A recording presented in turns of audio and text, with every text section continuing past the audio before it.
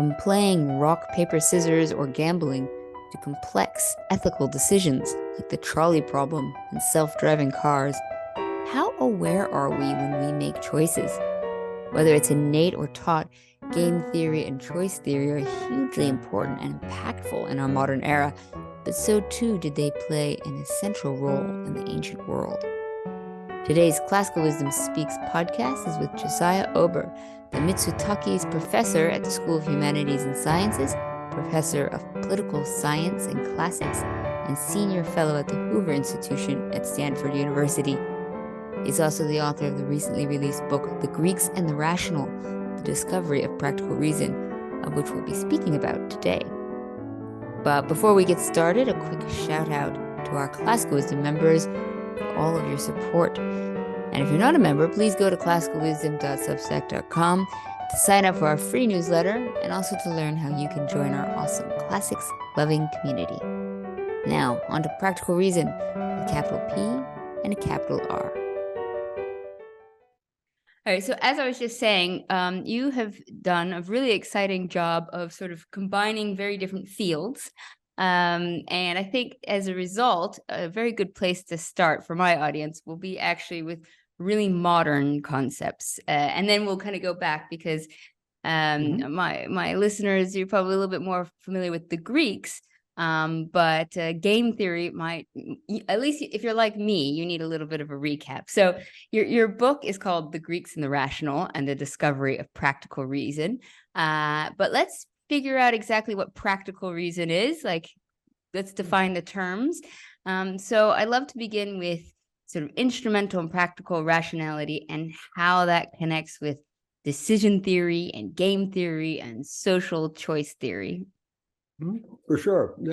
So if we think about rationality, we can think about it as really the correct use of reason for some purpose. And we can sort of divide it up. I think the purposes that we tend to think of for rationality, we have scientific reasoning. And in that case, the goal is truth of some sort. That is the correct answer to some question about reality, or say mathematics.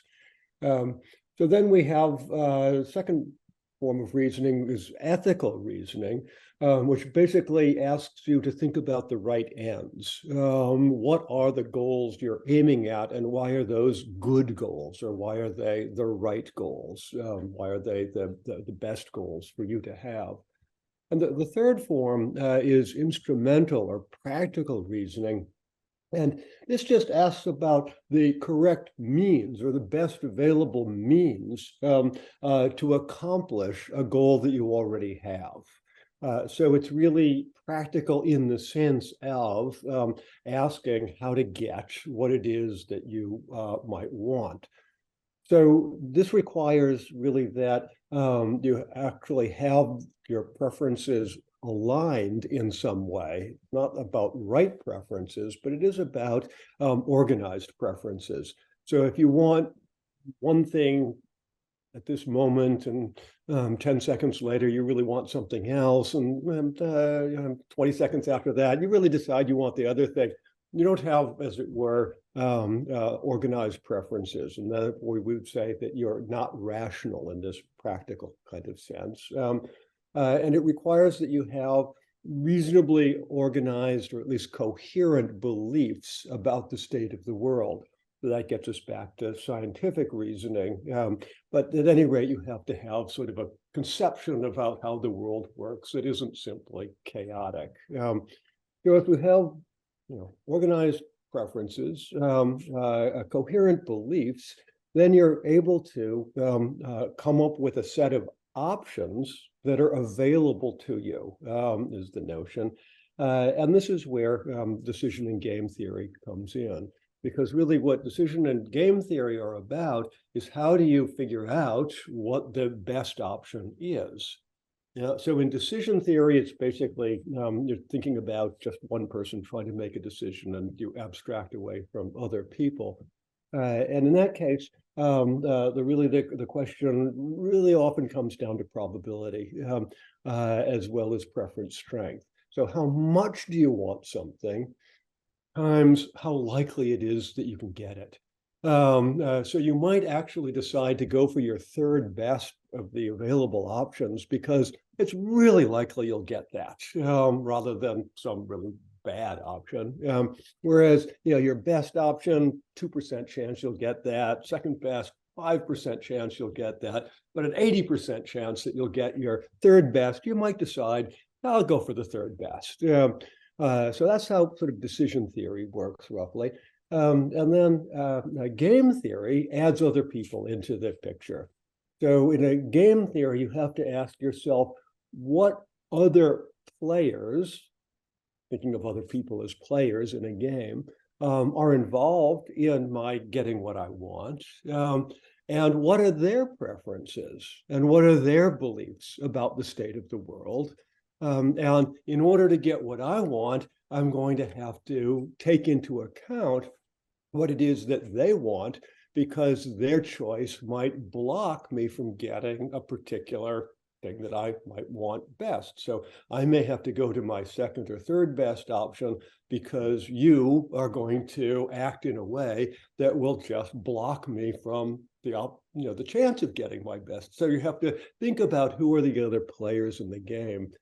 So the basic idea about contemporary decision and game theory is that this skill is in some ways innate. This is what we do a lot, or at least most people do a lot. It's not the only way that we make our choices, but it's something we take into consideration, something we do use. The idea behind turning this into a formal theory is that you can get good at it. You can actually formalize how it goes. And this is what economists do a lot. And this is what people who purport anyway to teach you how to be successful in business. It's what people do in military strategizing. They use formal systems that become very then mathematical, because you can get the mathematics can get quite complex if you have multiple players and probabilities and so on. So basically, the idea of game theory and decision theory is how to become a really efficient chooser, how to efficiently get what it is that you want. Yeah, so it's like people saying how they can hack paper, scissors, rock, that if there's a system to it, that then you can always win type thing. Okay, yeah. So that you've got to, when you're doing that, that's very nice, because that is a strategic game. You have to figure out what is the other person going to play, and if they play something that will beat you, then you're going to lose. So yes, that also gets involved with the psychology involved. How do I know what you're going to play? So in that, if I'm very good at figuring out your psychology, the way you tend to play, then I'll win very regularly. If I can't figure you out at all, if you have really a good, as it were, poker face, or you completely randomize your choices, then I'll be at a loss. You can see these are the analogies that you come up with when you spend all your time with 7-year-olds. Quite. But there is a huge element of psychology, because of course, when I'm playing with my daughter, she's going to have a very different psychological profile than, say, my husband. Not that we're playing paper, scissors, rock very regularly, but I mean, so this is sort of it's an interesting genre, because you've taken the math, you've taken the psychology, you take in the philosophy. And then clearly there would be also a whole element of culture that would also determine a lot of these sort of outcomes. Yeah, and culture really does bring us from the moderns to the ancients in a way, because one of the claims that had long been made is that the ancients, the ancient Greeks or Romans, just don't think this way. They just don't have this kind of mode of cost-benefit analysis. It was said by some that the Greeks and Romans don't even have a conception of probability. They don't really understand how probability works.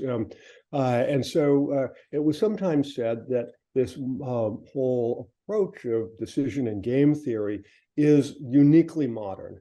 maybe uniquely post 17th century when some of the basic mathematical models were worked out, or even uniquely 20th century, a product of, as it were, sort of late capitalism plus nuclear or the nuclear threats. A lot of early game theory, the formalized mathematical form of game theory, was developed in the shadow of nuclear warfare, and it was trying to figure out how to avoid the catastrophe of nuclear conflict.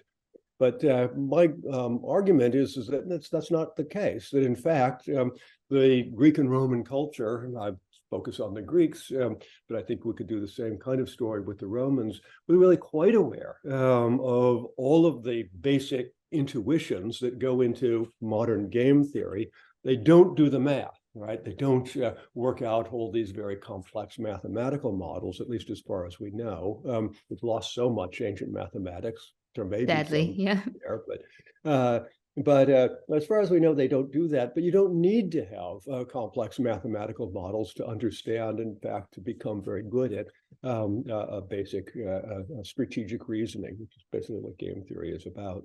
Would any, I mean, isn't military strategies all game theory, or wouldn't it incorporate it so much innately? Absolutely, absolutely. Well, yes, when you think about it, I mean, that really is one of the primary uses of game theory, and I think both in antiquity and in modernity, Thucydides is just a treasure trove of game theoretic reasoning as soon as you start thinking about him in those terms.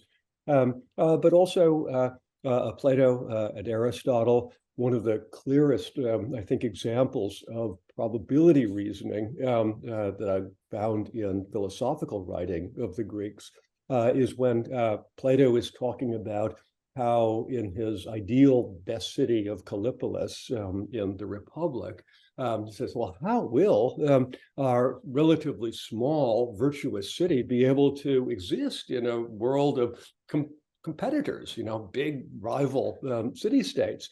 And he has a series of answers to this. But one of the answers is that we're going to give the young citizens special training in military operations that will begin with having them observe battles when they're just children. At which point, Socrates' interlocutor Glaucon says, well, but Socrates, what if they're killed? That would be the end of them and the end of our ideal city. And Socrates says, in effect, the people who will decide whether to send the children out will work out the probabilities. They'll be expert in probability reasoning. We'll only send them out to the safe battles, never to the dangerous battles.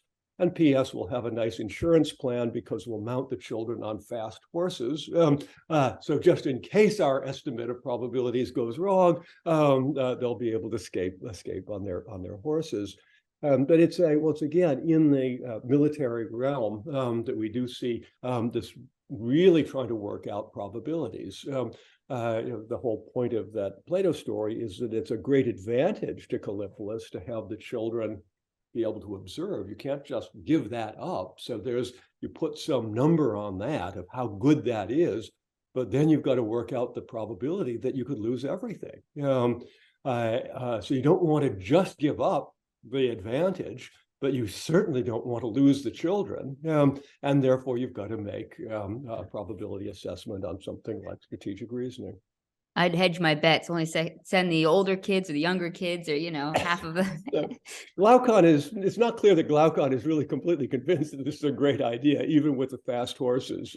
But Socrates seems to be very, very convinced by his own reasoning here. And it all hinges on the idea that it's possible to become an expert in estimating probabilities. That is, it's possible to become an expert strategic reasoner. Yeah, I guess to me, the shocking thing is to think anybody would think that the Greeks didn't have that, or even the Egyptians, or, because there's so many ways in which we have to calculate probability. I mean, again, like in farming, you have to think, okay, do I use these seeds? How many at every situation? Maybe it's just the awareness that we're making those decisions is the difference.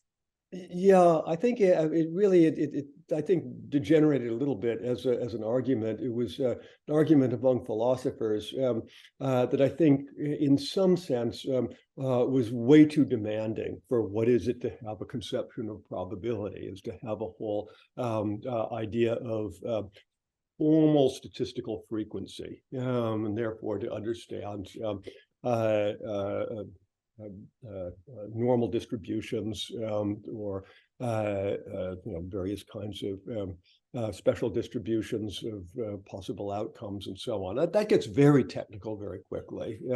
And so it's perfectly possible that the Greeks never got involved with formal probability theory, although there are hints in some of the surviving mathematical works that they may have understood probability theory much more clearly than some of the philosophers thought.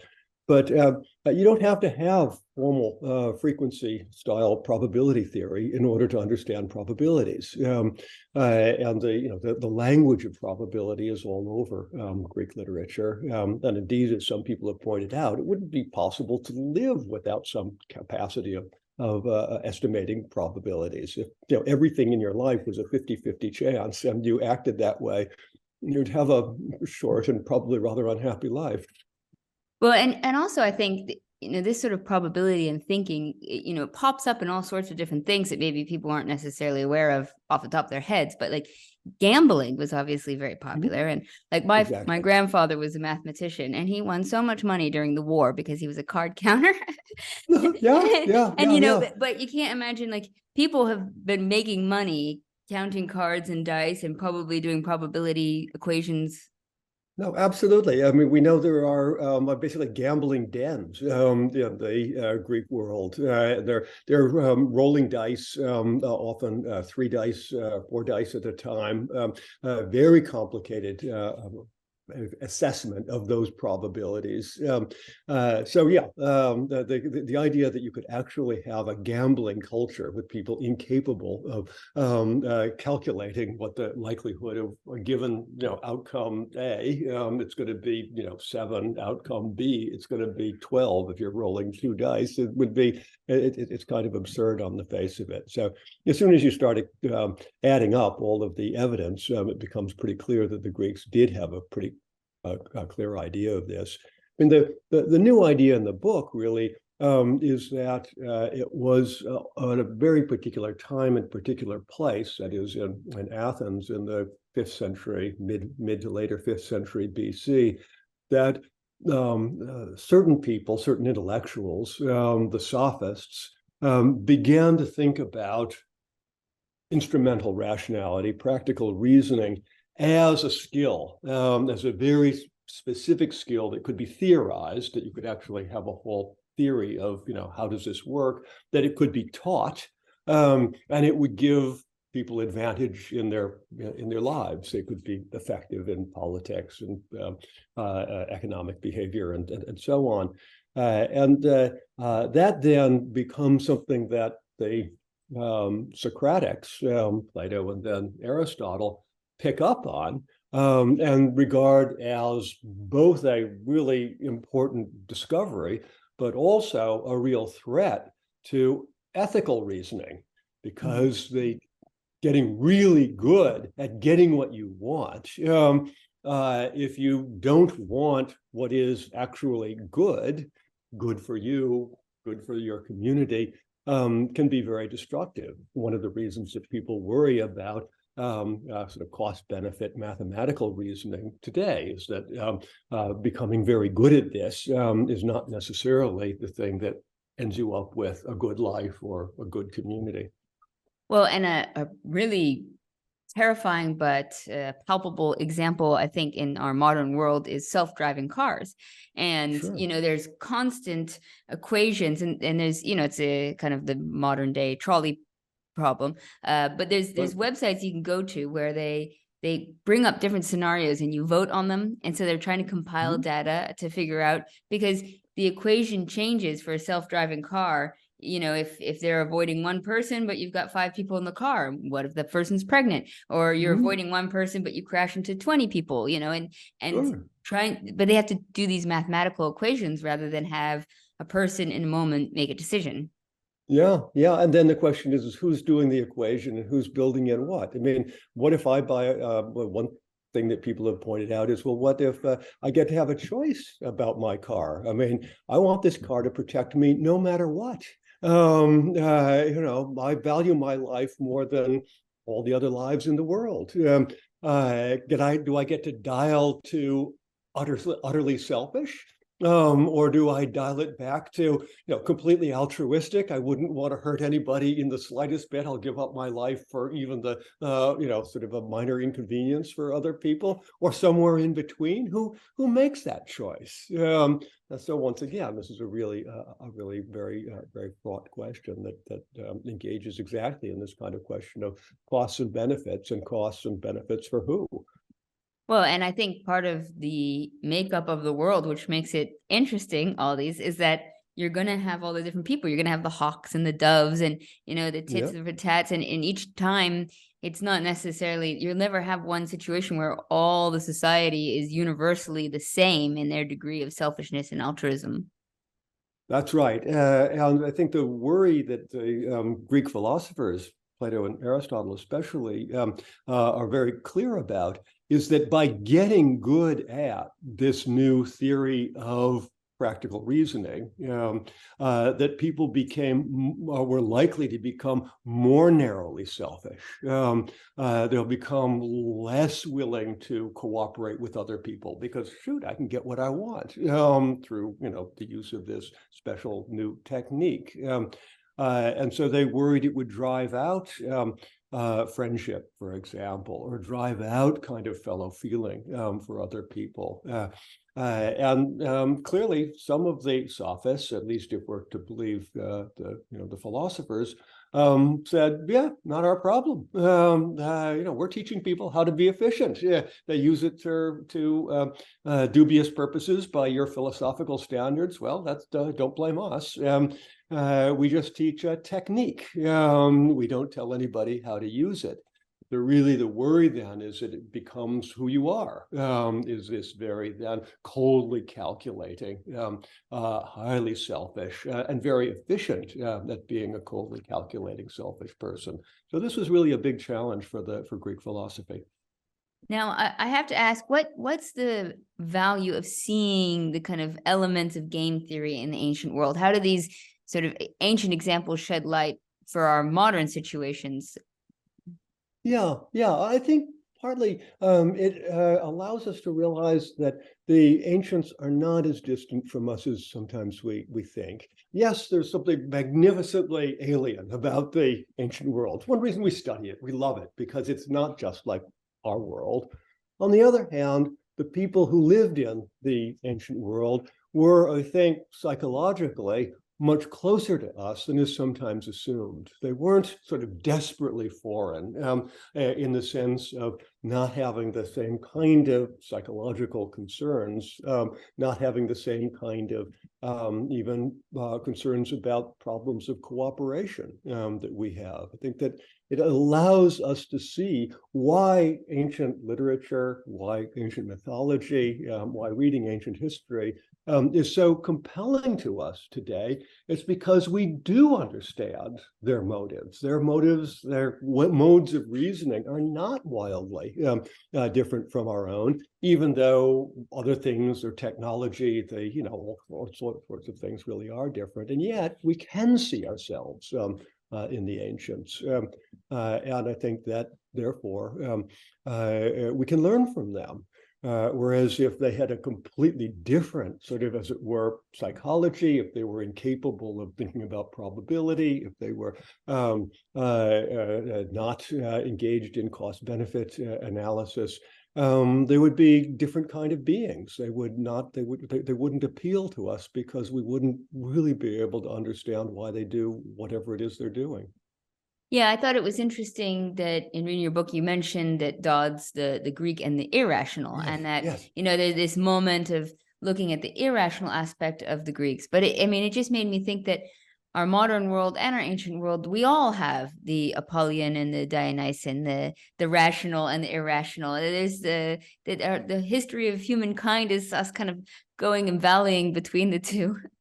No, quite exactly so. I mean, this book, The Greeks and the Rational, was originally a series of lectures that I gave at University of California at Berkeley, the Sather lectures and in classics. That's the same lecture series that E.R. Dodds gave that became his book, That's great. The Greeks and the Irrational. And so I borrowed his title and just took away two of the letters. But it's for those who are interested in classical trivia. The cover of my book is exactly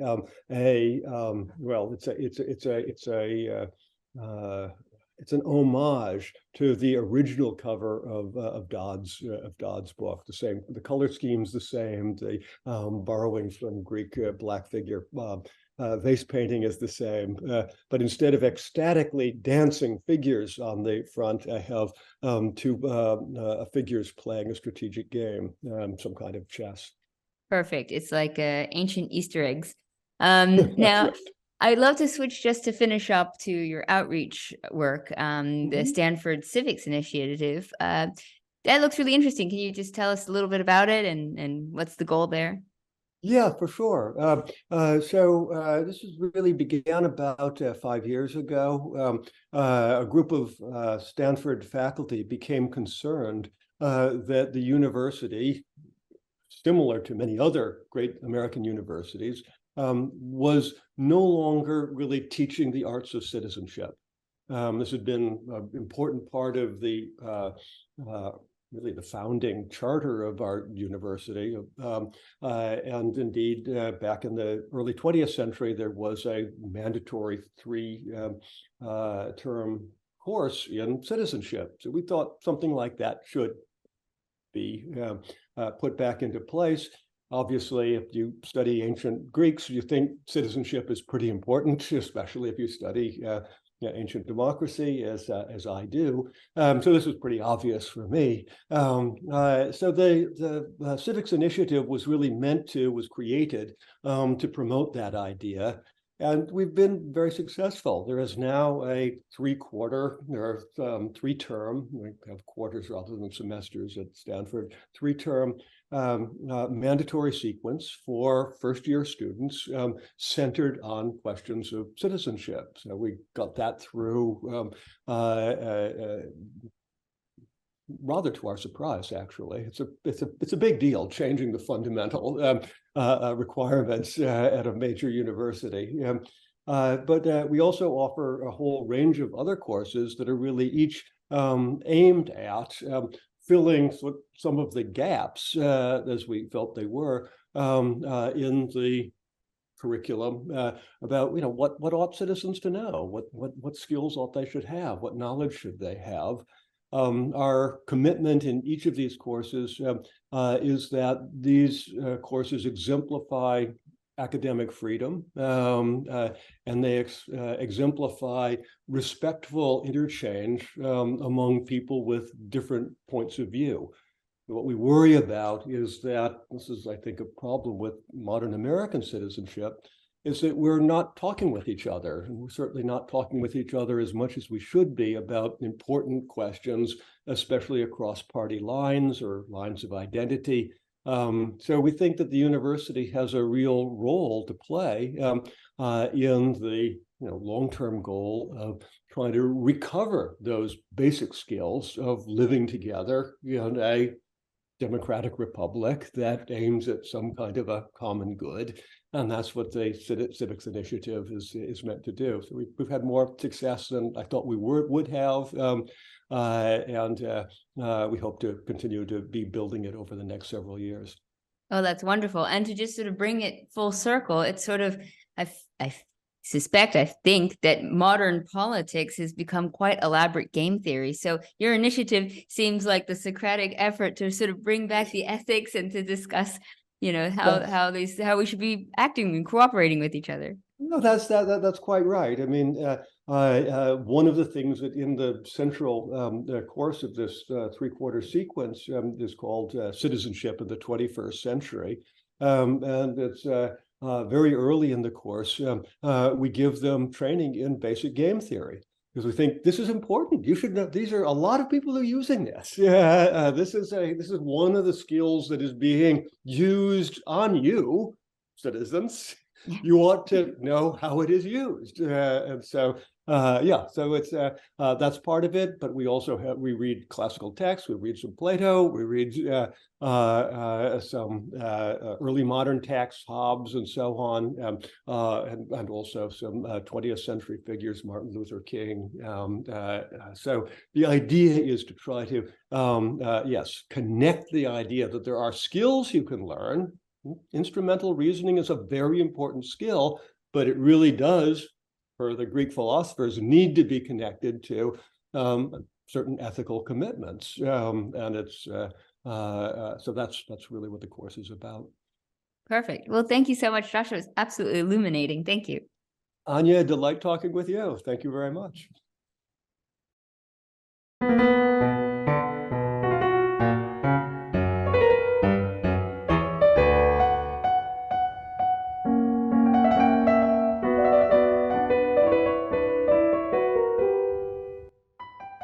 Thank you for listening to Classical Wisdom Speaks, a podcast dedicated to bringing ancient wisdom to modern minds.